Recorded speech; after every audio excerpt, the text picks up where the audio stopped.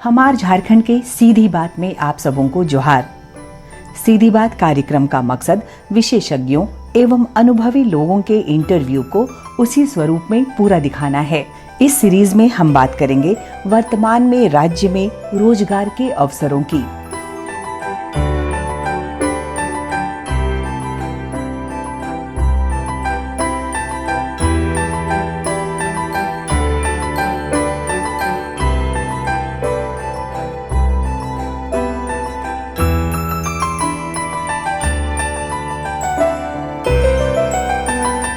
ये कोविड-19 जो महामारी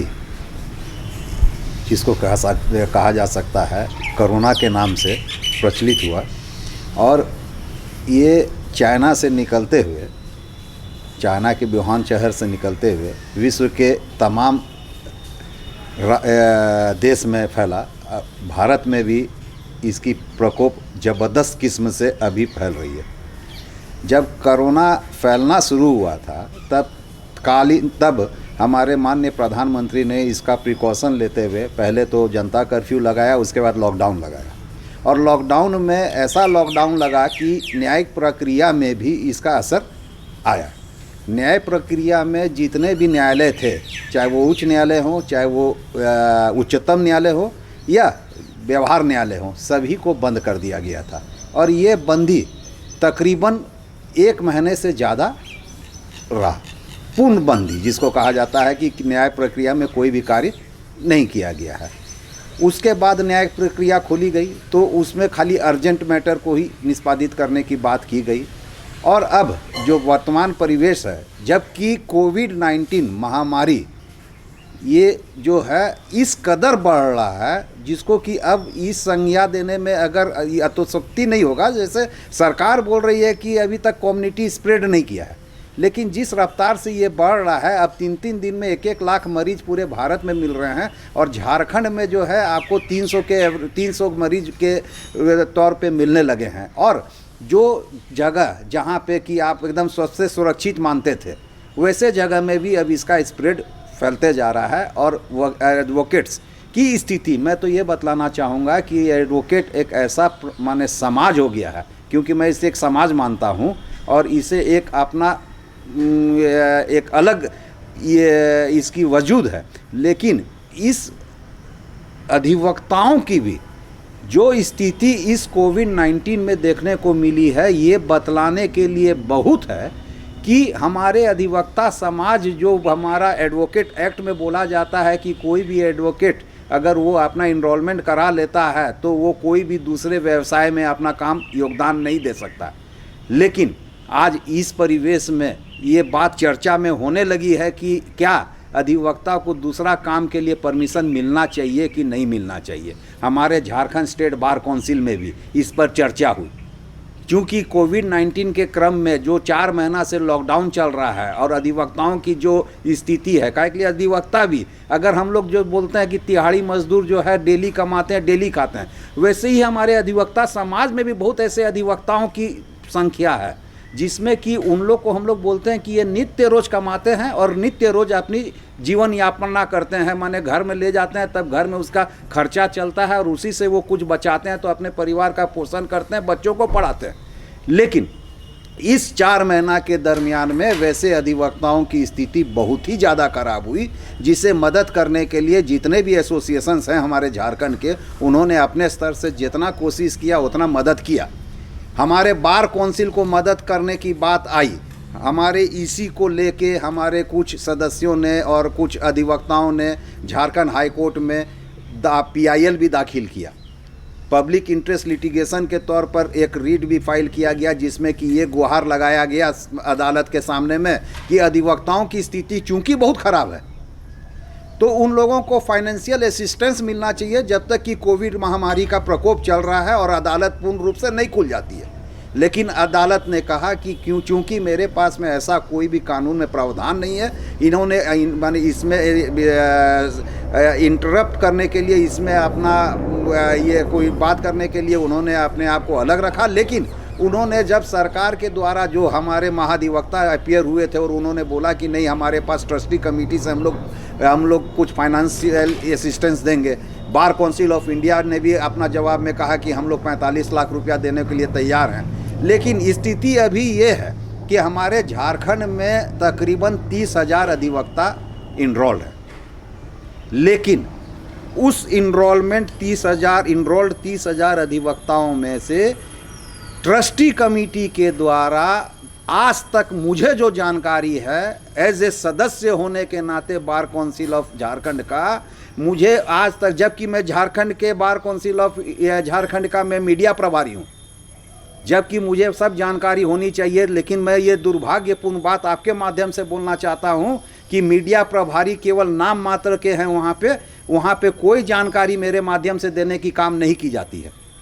कोई जानकारी मुझे नहीं मिलती है। दूसरे के माध्यम से मुझे ये जानकारी मिला कि 24 लोगों को अभी तक ट्रस्टी कमेटी के द्वारा 5,000 रुपया देने का बात कहा गया है, वो भी इम्प्लीमेंट हुआ है कि नहीं हुआ है ये मुझे जानकारी नहीं है। बार काउंसिल ऑफ इंडिया, जो कि हम लोग रूल 40 का पैसा अधिवक्ताओं का वहाँ जमा होता है, उसमें जो हमारे करोड़ों रुपया वहाँ रखे हुए हैं, उसमें से भी सैंक्शन खाली 45 लाख रुपया दिया गया है, जबकि उनको करोड़ों रुपया निकाल के वहाँ से देना चाहिए था। और उसमें भी जो 7,000 अधिवक्ताओं को जो अभी दरखास्त दिए थे उसमें अपना फाइनेंशियल असिस्टेंस के लिए, उसमें से करीबन 2,000 अधिवक्ताओं को केवल 1,000 रुपया देने की बात की गई है। वो भी पहुंची है कि नहीं पहुंची है वैसी कोई जानकारी किसी को नहीं है कि हाँ डिस्पर्स हो गया है, तो डिस्पर्स होने के बाद में उन अधिवक्ताओं के खाता में गया है कि नहीं गया है। अगर आप बात कीजिएगा इस कोविड-19 के संबंध में अधिवक्ताओं की, तो मैं ये कहूँगा कि ऊँट के मुंह में जीरा, 1,000 रुपया से अगर आप फाइनेंशियल असिस्टेंस किसी को दे रहे हैं अधिवक्ता को, तो आज 1,000 रुपया का महत्व क्या है ये किसी से छिपा हुआ नहीं है। ये सरकार का दायित्व होता है। हम लोग कई बार से मांग करते आ रहे हैं, हमारे बार काउंसिल के सदस्य हम लोग कई बार बैठक किए कि भाई सरकार जो अपना बजट लाती है, उस बजट में हम अधिवक्ताओं के लिए भी एक बजट में पैसा देने का काम करे, कम से कम भी, नहीं तो 1,000 करोड़ रुपया हमको भी देने का काम करे, जिससे कि अधिवक्ताओं की जो स्थिति होती है,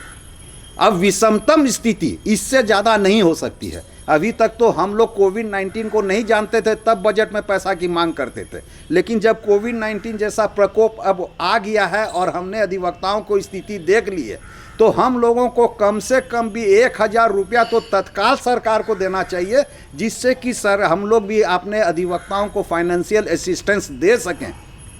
आज अगर 10,000 रुपया एक परिवार को नहीं मिलता है महीना कम से कम,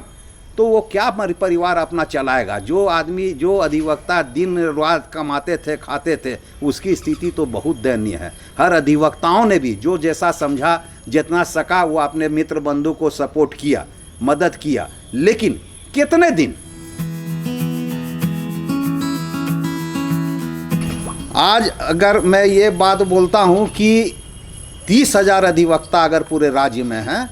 तो कम से कम भी 28,000 अधिवक्ता ऐसे होंगे जो कि आज बिना काम के अपने आप को इधर से उधर करते फिर रहे होंगे, कहीं ना कहीं से फाइनेंशियल असिस्टेंस लेने का, चाहे और कोई काम करके अपना रोजी। जैसे आपने देखा कि आजकल मीडिया के माध्यम से ये प्राप्त होता है कि कोई सब्जी बेच रहा है, आज मीडिया के माध्यम से बात होता है कि कोई और दूसरे काम कर रहा है। आज हमने एक अखबार में पढ़ा कि प्रधान चीफ जस्टिस कहाँ एक जगह के जो हैं, उन्होंने देखा कि जो है एक अधिवक्ता जो है वो रोड में काम कर रहे हैं, तो उसको 10,000 रुपया फाइनेंशियल असिस्टेंस देने की भी बात हुई। तो आज स्थिति आपके पास छिपी हुई है बहुत। हम लोग इस समाज से आते हैं कि जो अपने आप को प्रतिष्ठित समाज कहते हैं। हम लोग समाज को बनाने का काम करते हैं, हम लोग समाज को दिशा दिखाने का काम करते हैं, हम लोग समाज को ऊंचाई तक ले जाने का काम करते हैं। तो हम अपनी प्रतिष्ठा को छिपाते हुए भूखे पेट तो बहुत दिन तक रह सकते हैं, लेकिन मरना अवस्था तक नहीं जा सकते। इसलिए अब जो है वो अपना कोई दूसरे काम करने के विवश हो रहे हैं, लेकिन कहीं से फाइनेंशियल असिस्टेंस नहीं मिल रहा है, कहीं से कोई सिक्योरिटी नहीं मिल रहा है। इसलिए अधिवक्ताओं की जो स्थिति अभी है वो बहुत ख़राब है। और अगर न्यायालय नहीं खुलती है अभी, और जैसा अभी प्रकोप जिस तरह से कोविड-19 का बढ़ते जा रहा है, नित्य रोज आप देखे होंगे परसों 260 आदमी मिले, कल जो है झारखंड में 306 आदमी मिले, आज जो मैंने अखबार में देखा कि 200 फिर कुछ आदमी मिले हैं। और जब आप ये देख लीजिए कि न्यायालय खुलने का बात, जहाँ तक मैं समझता हूँ कि न्यायालय अगर खुलेगा तो और विस्फोटक स्थिति हो जाएगी। अभी भी न्यायालय में जिस तरीके से भीड़ उमड़ रही है, आज न्यायालय में मजबूर है अधिवक्ता वहाँ जाके काम करने के लिए, मजबूरी में ही अधिवक्ता वहाँ जाके काम कर रहे हैं। आज परसेंटेज ऑफ अधिवक्ताओं में 2 या 4% से ज़्यादा अधिवक्ता जो है जिसके पास में मौकिल नहीं पहुँच रहे हैं।